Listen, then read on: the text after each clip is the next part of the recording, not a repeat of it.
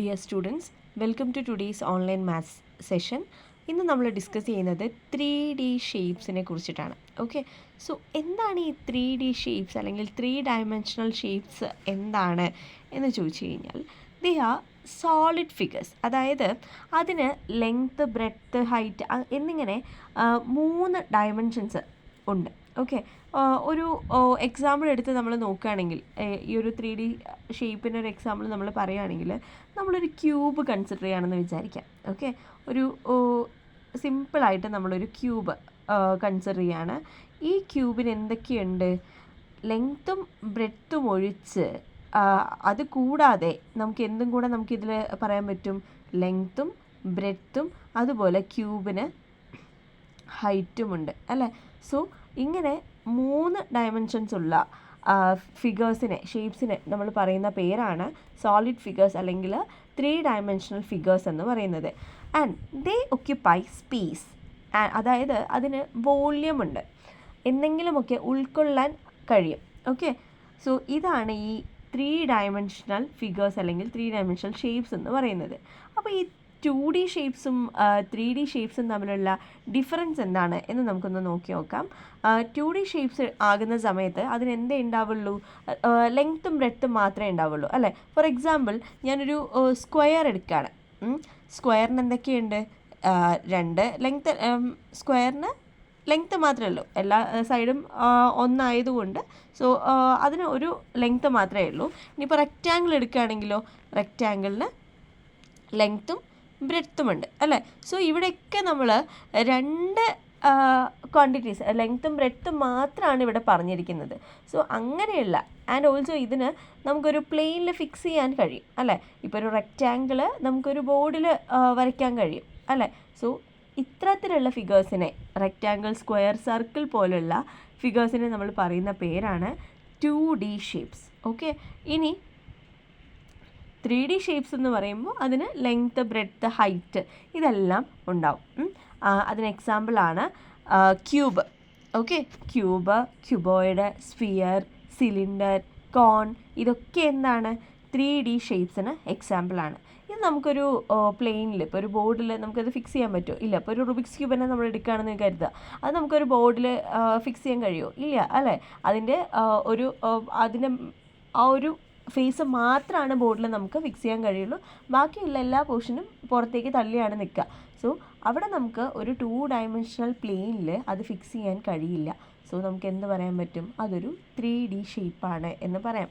So cube, cuboid, sphere പോലുള്ള ഷേപ്സിനെ നമ്മൾ പറയുന്ന പേരാണ് 3 ഡയമെൻഷണൽ ഷേപ്സ്. ഇവിടെ ഞാൻ കോമൺ 3 ഡയമെൻഷണൽ ഷേപ്സിൻ്റെ ഇമേജസ് കൊടുത്തിട്ടുണ്ട്. This is cube. Cube actually ഇങ്ങനെയാണ് ഉണ്ടാവുക. ഓക്കെ, എല്ലാ സൈഡ്സും ഈക്വൽ ആയിരിക്കും. ആൻഡ് ഓൾസോ ക്യൂബോയിഡ് ആണെങ്കിലോ, ക്യൂബോയിഡ് എന്ന് പറയുമ്പോൾ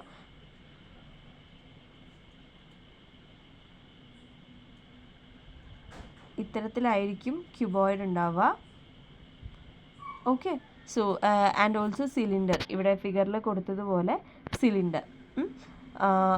ഇതൊക്കെയാണ് എന്തെന്ന് പറയുന്നത്? 3 ഡയമെൻഷണൽ ഷേപ്സ് എന്ന് പറയുന്നത്. ഓക്കെ, അത് ക്ലിയർ ആണെന്ന് കരുതുന്നു. ഇനി നമുക്ക് ഈ 3D ഷേപ്സിൻ്റെ കുറച്ച് ബേസിക് ഫീച്ചേഴ്സ് എന്തൊക്കെയാണെന്ന് നോക്കാം. അപ്പോൾ ഇതിൻ്റെ ഫേസ് എന്ന് പറയുന്നത് എപ്പോഴും ഫ്ലാറ്റ് അല്ലെങ്കിൽ കേർവ്ഡ് സർഫസ് ആയിരിക്കും. ഫേസ് എന്ന് പറഞ്ഞു കഴിഞ്ഞാൽ ഇപ്പോൾ ക്യൂബിൻ്റെ ഈ ഒരു ഭാഗത്തിനെയാണ്, ഇതാണ് ക്യൂബിൻ്റെ ഒരു ഫേസ് എന്ന് പറയുന്നത്. ഓക്കെ, ആൻഡ് ഇത് രണ്ടാമത്തെ ഫേസ്. ഓക്കെ, അങ്ങനെ ക്യൂബിന് എത്ര ഫേസ് ഉണ്ടാവും? അങ്ങനെ 6 ഫേസസ് ആയിരിക്കും ക്യൂബിനുണ്ടാവുക. ഇത് ഒന്നുകിൽ എന്തായിരിക്കും? അത് ഫ്ലാറ്റ് ആയിരിക്കും, അല്ലെങ്കിൽ കേർവ്ഡ് ആയിരിക്കും. ഇവിടെ ക്യൂബിൻ്റെ കേസിൽ അത് എന്താണ്? ഫ്ലാറ്റാണ്. പക്ഷെ സിലിണ്ടർ എടുത്ത് നോക്കിക്കഴിഞ്ഞാലോ ഇത് ഫ്ലാറ്റ് അല്ല അല്ലേ, ഇത് ഒരു കേർവ്ഡ് ആയിട്ടുള്ള ഒരു സർഫസ് ആണ്. ഓക്കെ, സോ അതാണ് ഇതിൻ്റെ ഫീച്ചേഴ്സിൽ ആദ്യം പറയാനുള്ളത്.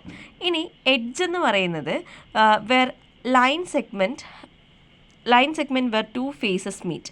ഇവിടെ ഞാൻ പറഞ്ഞതുപോലെ ഈ ക്യൂബിന് എത്ര ഫേസസ് ഉണ്ടെന്ന് പറഞ്ഞു? ഇവിടെ 6 ഫേസസ് ആണ് ക്യൂബിനുണ്ടെന്ന് പറഞ്ഞത് അല്ലേ. അതായത് ഇപ്പോൾ ഞാൻ ഈ ഒരു ഫേസ് കൺസിഡർ ചെയ്യാണ് ആൻഡ് ഈ ഒരു ഫേസും കൺസിഡർ ചെയ്യാണ്.